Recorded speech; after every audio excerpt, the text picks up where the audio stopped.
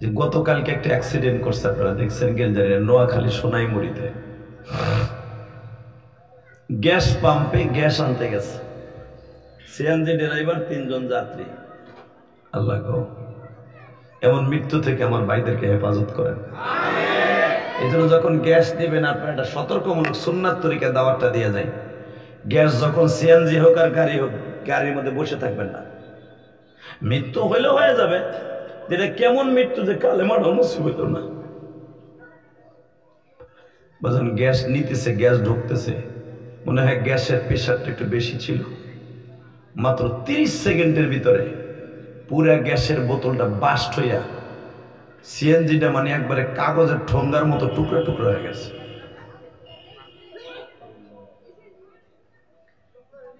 এখানে এই কোনার কথা বলে একটা যুবক ভাই, যাতো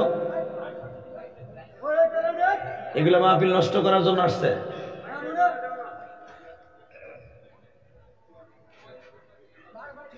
আল্লাহ আমাদেরকে হেফাজত করেন, যখন আমিন। একবারে দূরে দিয়ে আসো, একবার অনেক দূরে দিয়ে পিঠাই একবারে অনেক দূরে। এগুলো অশুনতে আহেন, এগুলো মোবাইল চালাইতেছে।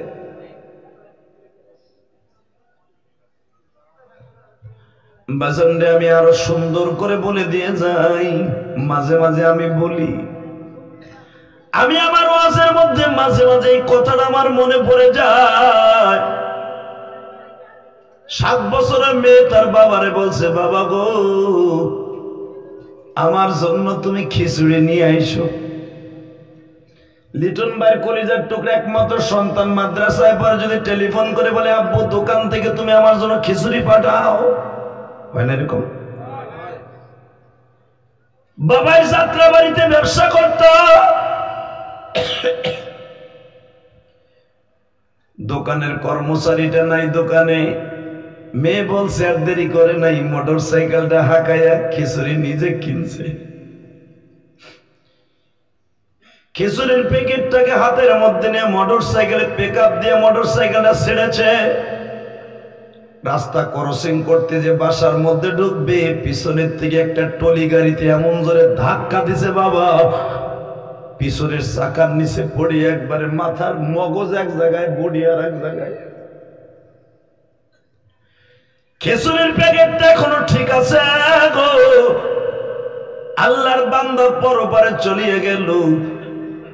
আমি ইলিয়াসুর রহমান জিহাদি জানতাম ওই লোকটা আমার অনেক ভক্ত।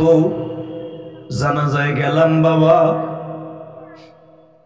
যায় দেখি কাফনের কাপড়টা যখন পরিধান করে বাড়ির সামনে ফেলায় রাখছে। লক্ষ লক্ষ টাকার মালিক এই ছেলেটা, মাত্র 7 বছরের মেয়েটা যখনই কাফনের কাপড়টা এইভাবে পরিধান করাইয়া বাড়ির সামনে রেখে দিছে, মসজিদের খাট বাসে পালকিতে। ছোট্ট 7 বছরের মেয়েটা বাবার এই লাশের কাপড়ের কাছে যাইয়া ডাকে আর বলে, আব্বু তুমি আমার জন্য খিচুড়ি আনলো না।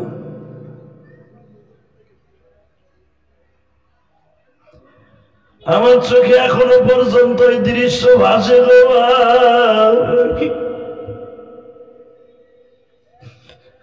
7 বছরের মেয়েটা বাবার লাশের পাশে যাইয়া বারবার বলে, আব্বু তুমি আমার জন্য খিচুড়ি আনলে না।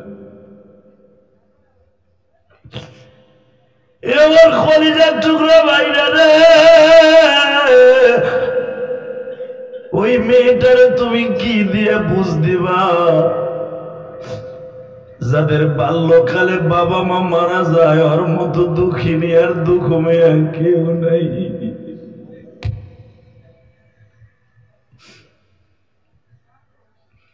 এই যে মাহফিলে তোমাদের যারা আয়োজন করছে, লিটন ভাই, আমি শুনলাম তার জনম দুঃখিনী বাবা নাই, মা আছে। আজকে তার বাবার রুহের মাগফিরাতের জন্য ওয়াজের আয়োজন। আজকে টাকা পয়সার অভাব নাই, বাড়িটা কত সুন্দর করছে বাবা গো। আজকে লিটনের সবই আছে, বাবা দুঃখ মেয়ে পাইছে নাই। মন্দ হোক ভালো হোক বাবা আমার বাবা, পৃথিবীতে বাবার মতো আর আছে কে?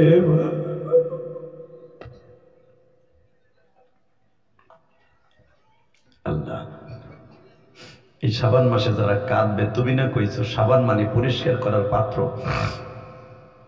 এদের চোখের পানি ছাড়া গুনাহ মাপ পরিষ্কার করার সিস্টেম নাই। আল্লাহ, যারা গুনাহ মাপের আশা নিয়ে এখন কানবে, এদের বাবা মায়ের কবরটা জান্নাতের টুকরা বানায় দিবা। জোরে কোন আমিন, আরো জোরে কোন আমিন। বাবা, অনেক মানুষ মাহফিলে বসে মনে মনে ভাবে কালেকশন আছে, কালেকশনের আগে উঠে যায়। আপনাকে কোনো কালেকশনও নাই, সারিনা পয়সা দিতেও হবে না। পরাণ বইরে খালি আজকে ওয়াজ শুনবেন ইনশাল্লাহ। বলেন আল্লাহু আকবার, জোরে বলতে পারেন। শুধু আমি আপনাদের দুইটা পাও ধরে যাব, যারা লিটন ভাইয়ের মতো বাবা নাই তাদের জন্য আজকে সারপ্রাইজ। এই যে আজকে মাহফিলের সভাপতি, আর বাবা একজন মুক্তিযোদ্ধা, মুক্তিযুদ্ধের সন্তান আলেম, ওরও বাবা নাই। তুমি আলেম হওয়ার, হাজি হওয়ার, গাজী হওয়ার, জাহেল হও, পৃথিবীতে বাবার মতো না। তোমার বাবা আছে? কে জানে বললো আব্বা নাই। এই তা আমি শুধু বলতে চাই, পৃথিবীতে যাদের বাবা নাই ও বুঝবে বাবা কি জিনিস। কথা ঠিক না বেঠিক? আপনাকে টাঙ্গাইলে আমার একজন আল্লাহর বান্দি, কেমনে নাম্বার পাইছে আমি জানি না, আমার সে কালকার থেকে আমারে বারবার ফোন দিতে সাহস পায় না।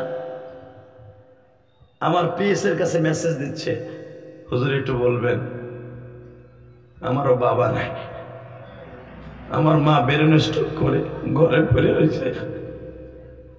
আমি যখন এখান দিয়ে আসতেছি, ওই যে সামনে ছেলেটা বসা, ও আমার হাত ধরে বারবার কান্না মাখা সুর দিয়ে বলে, হুজুর আমারও মা নাই। এই পৃথিবীতে যার মা নাই ওর মতো দুঃখী আর কেউ নেই। ঠিক না বেটি? জোরে কন, আরো জোরে, আরো জোরে। টাকা পয়সা সব পাবা। এই মাহফিল এখানে আসার পরে মাহফিল কমিটির লিটন ভাইয়ের আশেপাশে যত বন্ধু বান্ধব সবাই বলছে মা বাবার ওয়াজ করতে। মা বাবার ওয়াজ আমি করতে চাই না। কেন জানেন? একমাত্র করতে চাই না, আমি ওয়াজ করতে গেলেই পরের দিন আর আমি ওয়াজ করতে পারি না। কারণ মার ওয়াজ করতে গেলেই তো আমার কলিজাটা লাউ গাছের মতো ফুলে ওঠে। কারণ এই পৃথিবীতে যার মা নাই ওর মতো দুঃখী আর কেউ নাই। তা আমি তো 12 বছর বয়সে মা হারাই যেতাম, মায়ের ওয়াজ আমি কি করবো কর? আর আমি যেখানে যাই গেলে মা বাবার ওয়াজ করতে যাই। আর মা বাবার ওয়াজ করবো না কেন? বর্তমানে যুবকগুলা একমাত্র জাহান্নামের রাস্তা হয়ে যাইতেছে মা বাপরে কষ্ট দেওয়ার কারণে। কথা কন না কেন? দইরে মায়ের বিয়ে করার পরে হাওড়ের মায়ের ঘরে আসার সাথে সাথে বউ ঘরে আনার লাগা লাগে মারে আলাদা করে।